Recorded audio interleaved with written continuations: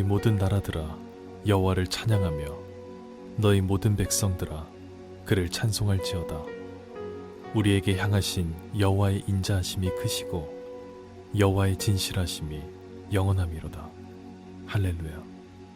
오늘은 시편 중에서도 가장 짧은 시편인 117편의 말씀을 살펴보도록 하겠습니다. 이 시편은 단 2절로만 구성되고 있는데 1절에서는 모든 나라와 백성들이 여호와 하나님을 찬양할 것을 선포하고 있으며 2절에서는 그 이유에 대해서 설명하고 찬양하고 있는 시편입니다. 구성은 이렇게 단순하지만 그 내용만큼은 오늘 우리가 진지하게 묵상할 필요가 있는 시편인 줄로 압니다. 시인은 모든 나라와 백성들이 여호와 하나님을 찬양해야 한다고 선포하고 있습니다. 왜 열방이 하나님을 찬양해야 할까요? 왜 모든 나라와 백성들이 여호와 하나님을 높여야 하겠습니까? 유대인을 뛰어넘어 이방인들까지도, 왜 온 나라와 백성들까지도 하나님을 찬양해야 할까? 이 질문에 대한 답은 이렇습니다. 하나님의 구원이 모든 나라와 백성 가운데 임하기 때문입니다. 하나님의 구원하심과 하나님의 은총은 유대인에게만 국한된 것이 아니라 온 나라와 열방까지 확대되고 있기 때문입니다. 만약에 이방인들이 멸망을 받게 된다면, 또한 버림을 받아 죽어야 되는 그러한 족속이라면 그들은 하나님을 찬양할 이유가 전혀 없습니다. 그러나 하나님께서는 이방인들을 보십니다. 하나님이 지으신 모든 만물을 보시며 그것들의 구원을 고대하고 계십니다.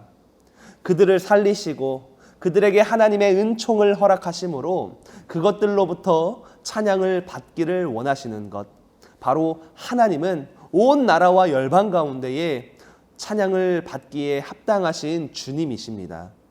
그렇기 때문에 예수 그리스도의 복음, 이 십자가 복음은 오늘도 땅끝까지 선포되어야 함을 우리는 기억해야 할 것입니다. 우리 안에 갇힌 복음이 아니라 모든 나라와 백성들이 하나님을 찬양할 수 있도록, 그들에게까지 구원의 길이 열릴 수 있도록 우리는 복음을 전해야 한다는 것이죠. 온 열방이 주께 나아가 하나님만을 높이며 찬양해야 하기 때문임을 이 시간 다시 한번 기억하기 바랍니다. 그렇다면 하나님의 무엇을 찬양해야 될까? 모든 나라와 열방이 하나님을 찬양해야 한다고 했는데 과연 하나님의 무엇을 찬양할 수 있을까? 우리의 입술, 또한 온 나라와 열방의 입술은 무엇을 찬양할까요? 바로 2절에서 두 가지를 제시하고 있습니다. 첫 번째는 여호와의 인자하심이 크다는 것을 찬양하는 것과, 두 번째는 여호와의 진실하심이 영원하심을 찬양해야 할 것입니다. 우선 여호와의 인자하심이 크다는 것, 이것은 하나님의 긍휼하심과 자비와 인자가 우리가 가진 죄와 사망보다 크다는 것을 의미합니다. 여러분, 우리는 우리의 죄로 인하여서 반드시 죽어야 하는 존재입니다. 그러나 하나님의 인자하심이라는 것은 우리의 그 죽어 마땅한 죄를 뛰어넘는 능력과 은혜를 가지고 있기 때문에 우리를 죄와 사망에서 살리시게 됩니다. 우리의 죄와 사망을 이기시고 우리를 구원하실 능력이 있는 하나님이시기 때문에 하나님의 인자하심은 찬양받기에 합당합니다. 또한 여호와의 진실하심이 영원하시다는 것은 하나님은 결코 흔들리지 않고 변하시지 않다는 것을 의미합니다. 무언가 흔들리지 않고 변하지 않는다는 것은 우리에게 신뢰를 가져다 준다는 것과 같은 말인데, 하나님은 그러한 분이십니다. 더불어 하나님의 말씀도 변하지 않습니다.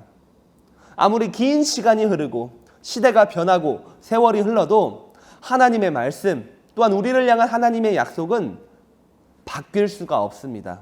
이것은 하나님께서 자신의 약속을 지켜내실 힘과 능력이 있다는 존재라는 말과도 같습니다.